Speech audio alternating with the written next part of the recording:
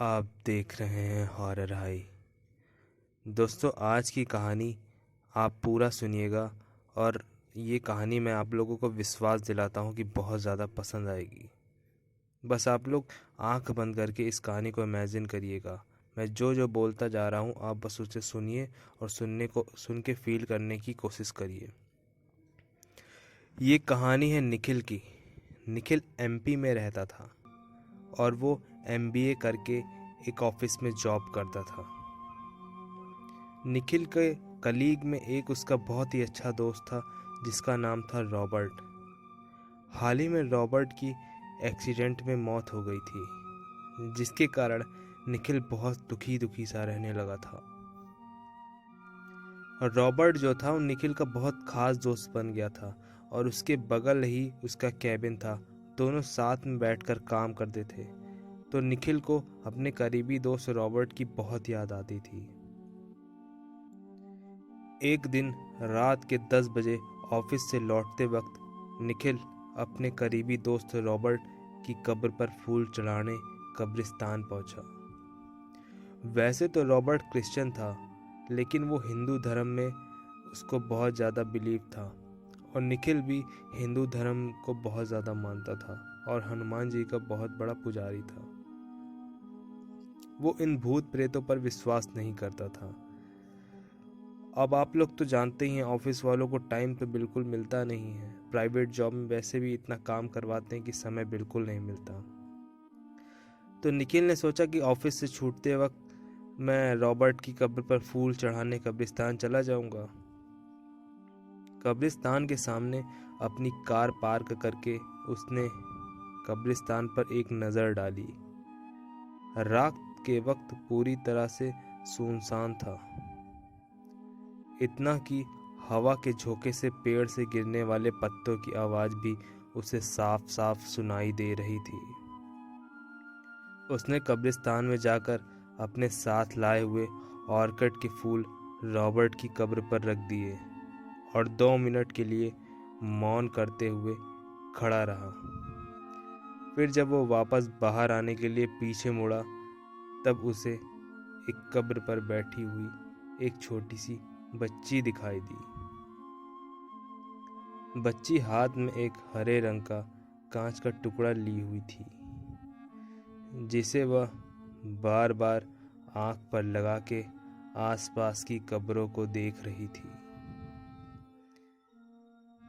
निखिल कुछ मिनट वहीं खड़े होकर उस बच्ची को देखता रहा। वो इंतज़ार कर रहा था कि कोई उस बच्ची की पहचान का आए और उसे सही सलामत अपने घर को ले जाए, पर ऐसा नहीं हुआ। फिर निखिल उस बच्ची के पास जाकर खड़ा हुआ। निखिल की तरफ देखते हुए वो छोटी बच्ची मुस्कुराई। निखिल ने पूछा, अरे बेटा, तुम अकेली यहाँ पर क्या कर रही हो? और तुम्हारे माता पिता कहाँ पर हैं? इतने में वो बोली, मेरे मम्मी पापा दूसरे कब्रिस्तान में गए हैं, वो यहाँ पर रहते हैं। यहाँ से कुछ ही दूर पर एक और कब्रिस्तान था, इसलिए निखिल को लगा कि बच्ची शायद उसी कब्रिस्तान के आसपास कहीं रहती होगी।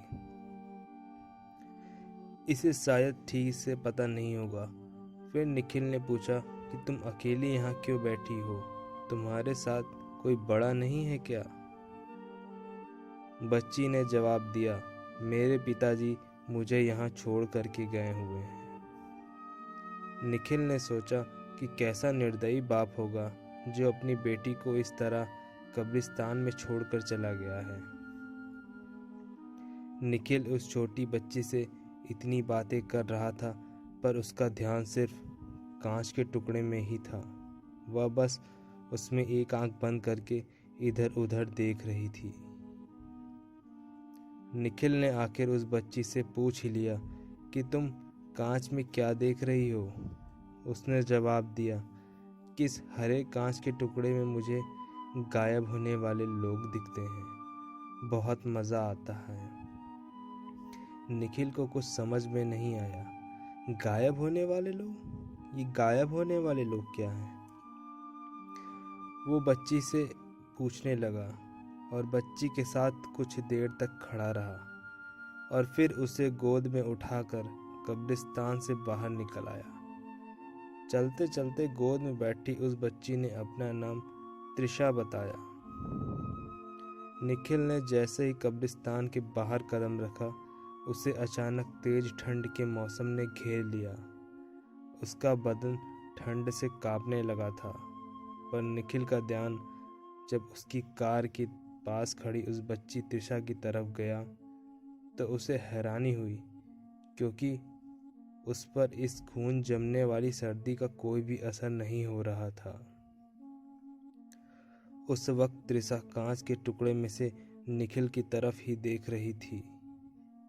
तभी उसके चेहरे के हाव भाव अचानक से बदलने लगे और वो बोली, अंकल, आपके पीछे कोई है। निखिल ने पीछे मुड़कर देखा तो उसे कोई भी नहीं दिखाई दिया। उसे लगा कि त्रिशा शायद मजाक कर रही होगी। फिर वह बोला, त्रिशा बेटा, चलो गाड़ी में बैठो, मैं तुम्हें तुम्हारे घर छोड़ देता हूँ। उसी वक्त त्रिशा बोली, अंकल, आप भी इस कांच से गायब होने वाले लोगों को देखो ना। निखिल बोला, मैं बाद में देखूंगा, बस तुम अब कार में बैठो। पर त्रिशा ने जिद पकड़ ली कि नहीं, अभी के अभी देखना ही होगा।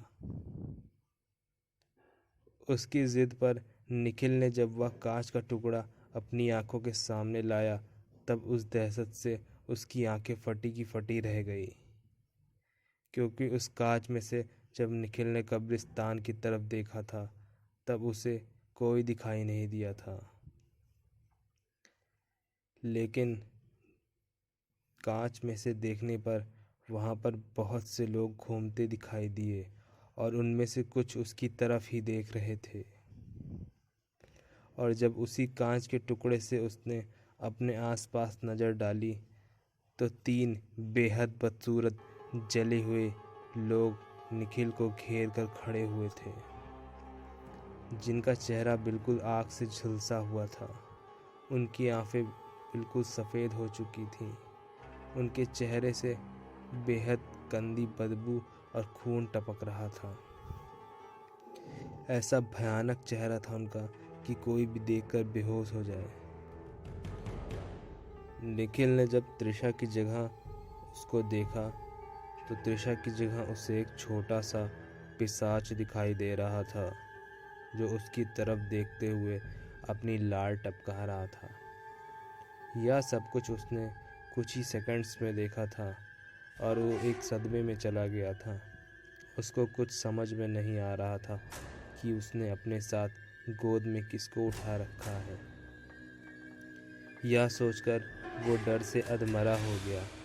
उसने तुरंत कांच फेंक दिया और भागने के लिए कार का दरवाज़ा खोला, पर तभी एक शैतानी हंसी सुनाई दी और अगले ही पल पूरे कब्रिस्तान ने निखिल की दर्द भरी चीख सुनी, क्योंकि वो छोटा सा पिशाच जो त्रिशा लड़की थी, वो निखिल की पीठ पर बैठकर अपने नुकीले दांत निखिल की गर्दन के 2 इंच अंदर घुसा दी थी और बड़े ही चाव से खून चूस रही थी। जब निखिल के शरीर से खून खत्म हुआ तो वहीं गिर गया वो। जैसा कि मैंने पहले बताया था, निखिल हनुमान जी का बहुत बड़ा भक्त था। निखिल कब्रिस्तान के बाहर उस जगह पर धीरे धीरे हनुमान चालीसा बोलने लगा, जिसे सुनकर वो सारी प्रेत आत्माएं वहाँ से तुरंत ही भाग गई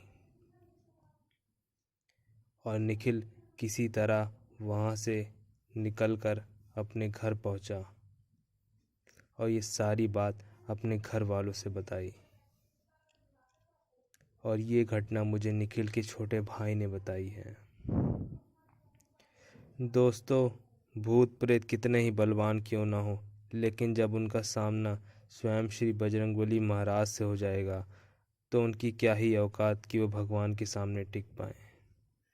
अगर आप हनुमान जी के सच्चे भक्त हैं और आपको ये कहानी पसंद आई हो तो चैनल को सब्सक्राइब करके जाइएगा।